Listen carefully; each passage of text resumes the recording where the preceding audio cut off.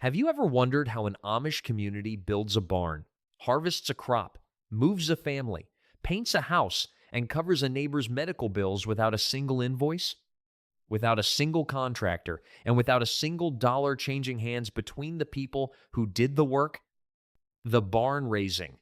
The barn raising is the most visible example of non-monetary exchange in Amish community life. A single-day event in which the entire community assembles to construct a barn without any payment changing hands. Two master builders lay out the plans and coordinate materials weeks in advance.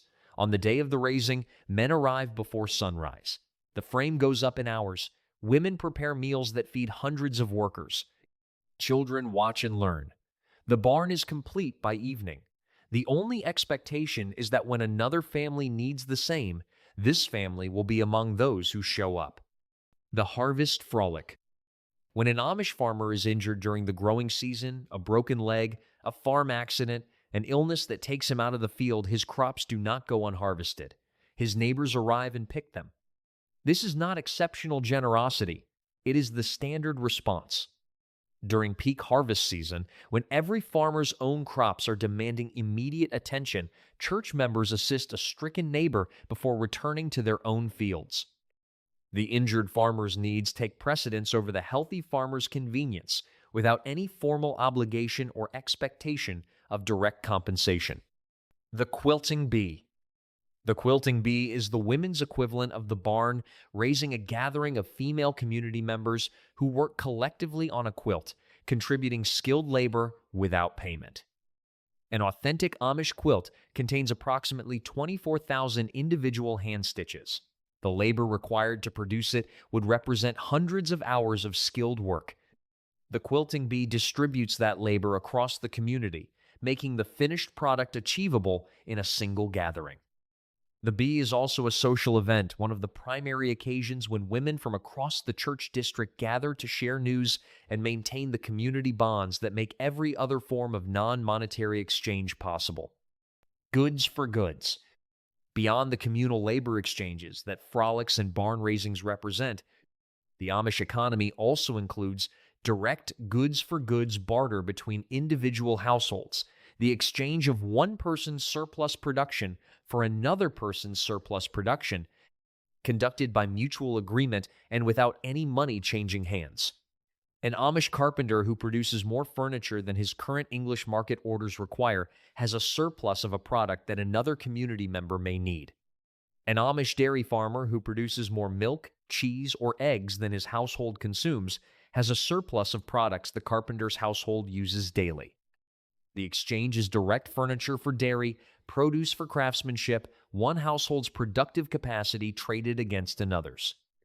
This type of bilateral exchange operates on the same trust and community reputation framework that underlies every other form of non-monetary exchange in the community.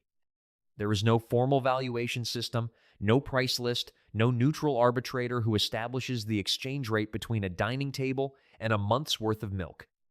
The parties agree because they trust each other, because they know each other personally, and because the community's observation of their dealings creates a social accountability that makes cheating both visible and costly in ways that matter to daily life in a small, interconnected settlement. The moving frolic.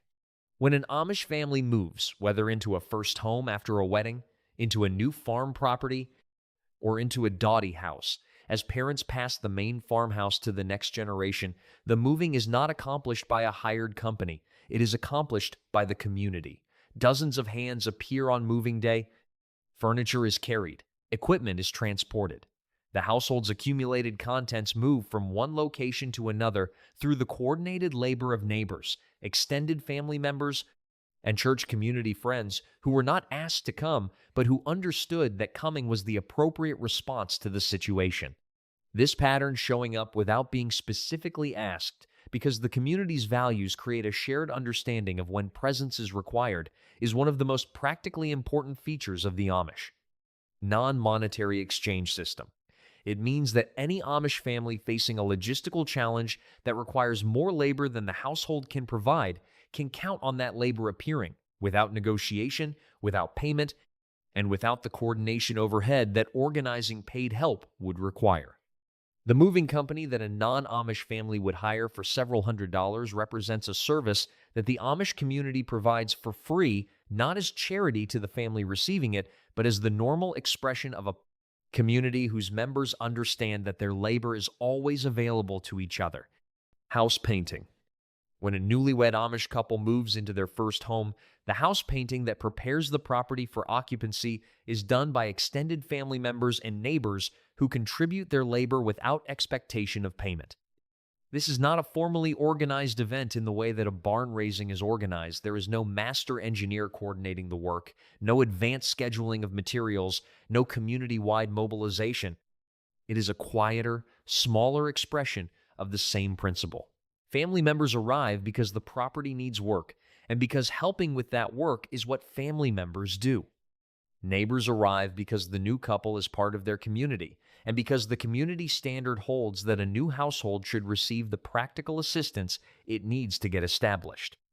The labor of painting a house, the hours of physical work, the skill of doing it correctly, the time commitment of doing it thoroughly is contributed without invoice. What the couple receives is not a gift in the commercial sense. It is the product of relationships that were built over years of participation in the same community, the same church, the same frolics, and the same pattern of mutual presence that defines Amish community life. The couple will paint a neighbor's house in the years ahead. The exchange is not immediate. It is generational, a contribution made across a lifetime of community participation rather than in a single transaction. School cleaning. Every year before the new academic year begins in Amish one-room schoolhouses, the parents of the students gather to clean the building. This is not a task assigned to a cleaning crew. It is not outsourced to a school maintenance budget. It is done by the parents themselves arriving together, working together, and completing a task that the community understands as a shared responsibility rather than a service to be purchased. The school cleaning frolic is one of the smaller and less dramatic examples of Amish non-monetary exchange, but it illustrates something important about the system's scope. The non-monetary exchange economy does not operate only at the scale of barn raisings and harvest emergencies. It operates at every scale of community life, from the catastrophic to the routine, from the construction of a major agricultural structure to the sweeping of a one-room schoolhouse floor. The families whose children attend the school provide the labor that maintains it. The teacher who will use the building contributes her knowledge and her time across the school year. The community that built the building in the first place through a frolic without payment maintains it through the same mechanism. The school exists and functions as a community institution because every aspect of its operation, from construction through maintenance, is provided through non-monetary community contribution rather than through commercial transaction. The community auction. When a community member faces financial need that exceeds what the church alms fund and the immediate neighborhood can cover, a catastrophic medical bill, a devastating fire that destroys property and livestock, an accident that eliminates the family's income, the community organizes an auction. Goods are donated by community members, furniture, food, quilts, livestock, handmade items of every kind, and auctioned publicly with both Amish and non-Amish buyers participating. The proceeds go entirely to the family in need. Documented community auctions have raised as much as $300,000 in a single evening. The auction for a boy from New York, born with a rare esophageal condition, drew thousands of people and raised funds that the regular community aid system could not have generated on its own. The auction mechanism converts donated goods directly into cash without administrative overhead, without a fundraising organization taking a percentage, and without any formal charity structure intervening between the donor and the recipient. Every item donated represents someone's productive surplus, the extra quilt, the spare furniture, the livestock the farm can manage without. Every item sold converts that surplus into cash that flows directly to the family whose need prompted the auction. The community's productive capacity is mobilized for the benefit of its most vulnerable member, and the mechanism for doing so requires nothing more than donated goods, willing buyers, and the community's accumulated goodwill toward one of its own: medical aid. The Amish mutual aid system for healthcare is one of the most extensively documented forms of non-monetary community exchange in their economy, though it operates primarily through pooled monetary contributions rather than direct goods or labor exchange. The system works in layers. The first layer is the church alms fund regular contributions that every member makes to their congregation, managed by the church deacon and distributed to members facing medical expenses. The second layer is the Amish Hospital Aid Program, a formalized mutual aid fund operating in Lancaster County, Pennsylvania, and other large settlements, to which member families contribute monthly and from which major medical expenses are covered. The third layer is the community auction described in the previous section. What makes this system a form of barter rather than simple insurance is its personal character. The deacon who distributes alms knows the family personally. The community members who contribute to the auction know the patient by name. The accountability that keeps the system functioning is not contractual, it is social. A community member who draws on the system's resources without having contributed to it, who is seen as taking without giving back, loses standing in the community in ways that affect their daily life. The system has no formal enforcement mechanism. It is enforced by the same community reputation that underlies every other non-monetary exchange in the Amish economy. Neighbors paying each other's hospital bills is not a policy. It is a relationship, and it works because the relationship is real. Visiting. Visiting, the regular, frequent, informal practice of Amish community members spending time in each other's homes, has been described by one researcher as the national sport of the Amish. It is not a casual description. Visiting is the mechanism through which the social capital that underlies every form of non-monetary exchange is built and maintained.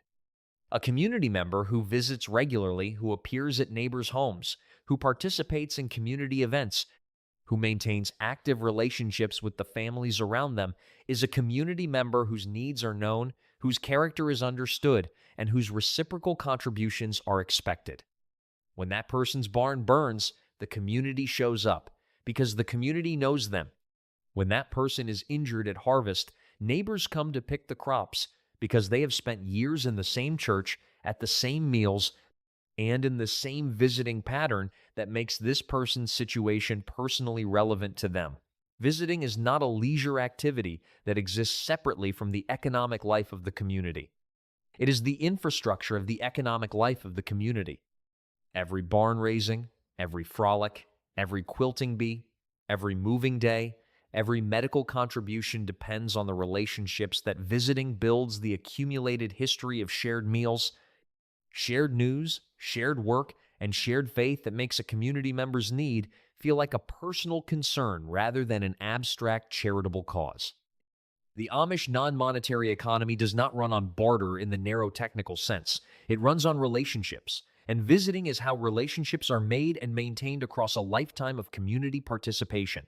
The 10 exchange mechanisms described in this video, the barn raising, the harvest frolic, the quilting bee, the direct goods exchange, the moving frolic, the house painting, the school cleaning, the community auction, the medical aid system, and the visiting culture that underlies all of them are not a designed economic system.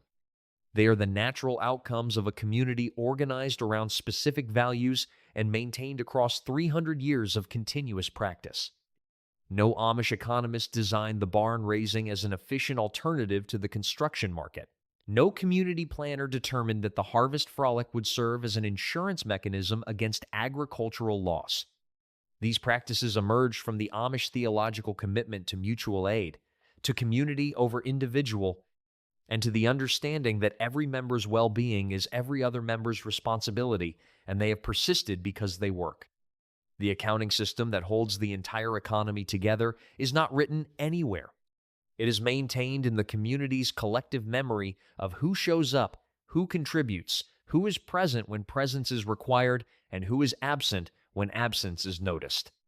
A community member who consistently receives without giving loses standing.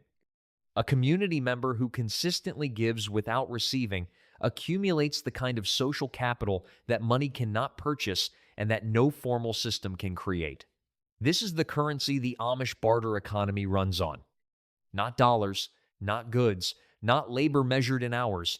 Reputation, the accumulated record of how a person has treated their community across a lifetime of daily interactions. It is the oldest currency in human history, and the Amish have never stopped using it,